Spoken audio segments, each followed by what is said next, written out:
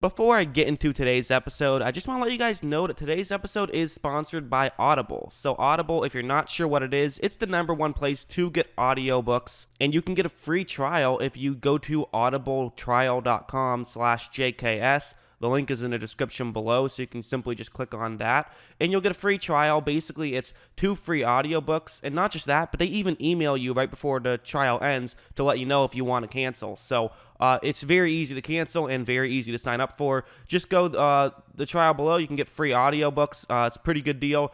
I like listening to audiobooks when I watch film. I'm sure many of you guys are in that same boat where you watch some film and want to listen to something while you do it. Audible is a great place for that. So, again, the link is in the description if you're interested. Also, you can just go to audibletrial.com/JKS. And anyways, back to your regularly scheduled video. So N'Keal Harry was someone who I was very high on coming into the NFL draft. So then when he got selected by the Patriots, I was like, okay, this is a pretty good fit, I feel like. They could really use a receiver.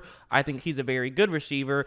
Things should be looking good. I really like this fit. I even made a video saying I think this guy could potentially be a true #1 receiver for New England. And through one season, it didn't exactly work out that way. I mean, on one hand, he was hurt for a large part of the season, so that absolutely hurt him. He only started 5 games. But even so, with those 5 games, he ended up really not putting up too much in terms of stats. He only had 12 receptions for 105 yards. So even if you stretch that out for a whole season, it's certainly disappointing. I think a huge part of it was he looked like they didn't have a plan for him because they didn't have him for so long of the season. They couldn't really adjust too much. I think for a wide receiver, having that first training camp and having those a lot of reps can really help, and I think it hurt that he didn't have that. But I also thought he showed flashes, so I figured I'm just going to make a video and talk about what I liked and what I think he needs to improve on, and we'll start things off with this play. This is going to be in the game against Dallas, where he's at the 10-yard line, about as simple as can be. It's one-on-one coverage, going to be running towards the sideline. Again, doesn't get too much more fancy than this. And what you're going to see him do is he doesn't really do anything at the line. He just runs up, gets almost no separation, but is able to adjust to the ball nicely and get the the touchdown. So, that's something that I think that play kind of totally encapsulates how I feel about Harry. He's very good at catching the ball, which is good for a wide receiver. He can make those tough catches from time to time in terms of especially I feel like fades. That's something I was very much like. One of the reasons I thought this was going to be such a good fit is because Brady loves to throw those fade routes in the end zone, and Harry was really good at making those plays in college. He definitely had his moments here in the NFL as well with that one. So for the most part, I actually really do feel like I think he played very. I think he could do those kind of things very well. Although I do also have to say that his separation was an issue. And I also should bring up that sometimes on those tough catches, especially where he had to make a diving catch, getting the ball low, he seemed to really struggle, and he really seemed to try to, those difficult catches, he definitely had some poor plays on. Like this play, for example, it's a cover 3 zone. He's running cover 4 zone. Jesus, I keep screwing up this video. Cover 4 zone. He's running a quick curl route, and this is a route that looks like it's going to be pretty good against this type of coverage, and it is. I mean, after the ball is snapped, you notice that he gets very easily open. Honestly, as much as I would love to give him credit, it seemed like it was more just, a good route against this type of coverage than anything. I mean, hey, he ran it well. I often talk about sometimes in football, what you have to do is just make the easy plays, but, he made the easy play there, so I think that's important, but also nothing to go crazy over. There is definitely a window here. Brady, he's not going to make a perfect throw, but Harry just isn't able to make this catch. It actually looks a little bit more difficult from that angle. You look at this other angle, he definitely had a chance to make that grab and just kind of lost it. Again, not a perfect throw. That happened a few times where Brady didn't make a great throw, but Harry was not able to bail him out. And I think, listen, sometimes that's a wide receiver's job. Your quarterback isn't always going to make a perfect throw. The reason why you get a lot of money if you're a wide receiver isn't just getting open. Sometimes it's making the tough plays. This is another example where it's going to be a cover 3 zone. He's running just a quick curl route. And again, this is going to work out right after the ball is snapped, largely because he's just not running too far down the field. The Tennessee player stays further deep. There's some separation here, not a ton, but this is an easy throw for Brady to make. Typically, he is going to miss this one to some degree. This was in the playoff game. You have to wonder if the weather factored into some degree, but either way, I mean, you're going to see that it's sort of not a great throw, but Harry also isn't able to make the catch, and it was a catchable play too. I mean, it's not a great throw. Brady missed that one, but also Harry, he had a chance to bail Brady out and was not able to, and I think that's what a lot of people talk about, where it's like, a lot of quarterbacks when they make those throws, a lot, at least their top guys are able to bail them out. For Brady, he didn't really have that. I thought Harry could be that guy. It wasn't really so much that way. And on top of it, he's not getting a ton of separation. So it's kind of like, well, what are you doing? Are you just going to be a fade route guy? He kind of was a role player. And I imagine part of the reason why he was just a role player was because he didn't have the training camp, so it's hard for him to really, become a complete player. I think that he could really, have some benefits with just getting some more reps with this team, because you could just see some moments where it's like he looked like a rookie out there. This is an example. It's similar to the first play I showed you. So you're thinking, okay, well, this is, another good situation, right? But what I really want you to take a look at is what he's going to do at the start of this play, where he's going to kind of try to fake as though he might be making a move. He's going to stutter step right before a defensive back, and then he starts running to the outside, and it just doesn't work at all, because, I mean, what are you doing? I mean, really the move, I think, is to, when a defensive back is playing that close, is to either, A, just try to run around him and use your speed to your advantage, maybe even make some contact at the line, and then try to get deep. You could also maybe fake as though you're running a slant or something, then run to the outside. But doing that, I mean, it's basically doing nothing other than slowing you down and making the play take longer to develop.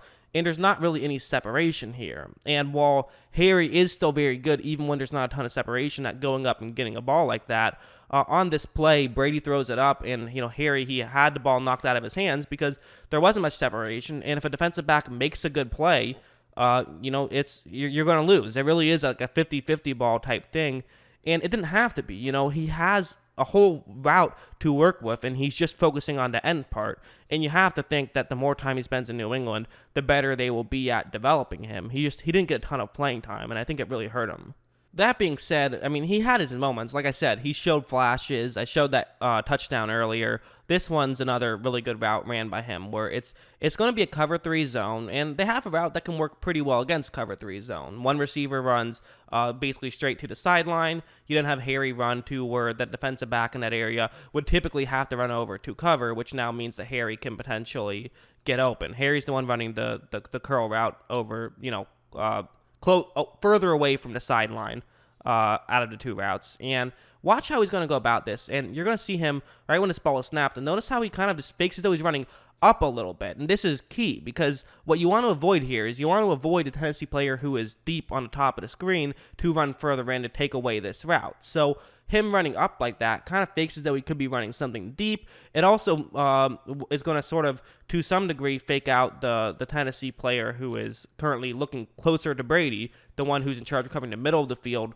furthest up, because now he's going to see that since both of them are running past him, now he thinks, okay, I have to make sure I get over there and get in that area. And so because of this, when he cuts back in, he just gets wide open. And again, that one wasn't a perfect throw either, but he still is able to make the catch. And so, that's just a really, really good piece of route running, I think. And so, like I said, he showed some flashes. He just looked like a very raw rookie out there. And you have to imagine that the injury was a huge reason why, because he just wasn't able to get the reps. So he's playing in a playoff game where he wasn't able to play in 16 games beforehand. Usually a rookie, especially a rookie wide receiver, by that point they can kind of, they got the hang of things. That didn't really happen for him. And I also think there were some other plays like this one where it's going to be a one-on-one matchup. He's running a curl route, just trying to get right past the first down marker. Nothing too crazy. But again, when you're just trying to get right past the first down marker, one of the problems is that the opposing player knows that's something you could be doing. So this is a route that if you're a defensive back, you have to have it in the back of your head. This could be something that's happening. But again, he's also playing press coverage. So you can actually do a pretty good job against press coverage when running a curl route. You're just going to have to try and, fake as though you could be running a go route, for example, or just, do something. Again, make a move. But Harry, it seems like he, I know he can run faster than this. It seems like he didn't run as fast as typically you might have liked to see him do. And the defensive back, he's able to sort of look back and not get too out of place here. Now, admittedly, there was a little bit of separation. The timing was clearly off, which you have to imagine part of the problem with the timing is just that they didn't have, a ton of reps. So again, the reps thing did really matter there. But again, this is the kind of thing where when Harry runs that route in college, he gets open by 5 yards. In the NFL, talent's just too good. You have to run better routes. And I think I would like to see him start making more moves, work on his route running a lot. Hopefully that's what he's been doing this offseason. That's probably his biggest thing he has to work on, in my opinion, is route running. The talent is there, in my opinion. But, listen, there's a reason why he catches less than 50% of passes thrown to him. And, he has to, part of that is, he dropped a couple of catchable balls. But part of it, too, is that Brady sort of had to throw him some, even though he wasn't that open because no one else was open. And also because he wasn't getting that open. He caught exactly half of the passes thrown to him in the regular season. And then in the playoffs, he only got 2 out of 7 targets. So, again, not great numbers for sure. At the end of the day, though, he was a rookie. It was unfair for him to some degree of just being sort of thrown into the fire like that. But obviously they had to do it because they desperately needed receiving help. Hopefully he'll be able to turn things around. Who knows? I think if this was a different team other than the Patriots, we'd be saying, a number one receiver of N'Keal Harry, who's largely unproven, starting quarterback Jarrett Stidham, who's largely unproven. I don't know if I love this idea, but it's the Patriots, so you got to give them the benefit of the doubt until one day it doesn't work. I'm not going to bet against them. But what do you guys think? What did you think of Harry's his first season? I still do feel like he has, listen, he's a fast guy who is 6'4". There's always going to be a place in the NFL for him to some degree, but you would have liked to see more from him last season. It was disappointing, but I also think there were external factors. That's my opinion. What do you guys think? Let me know in the comments below. And of course, as always, thanks for watching.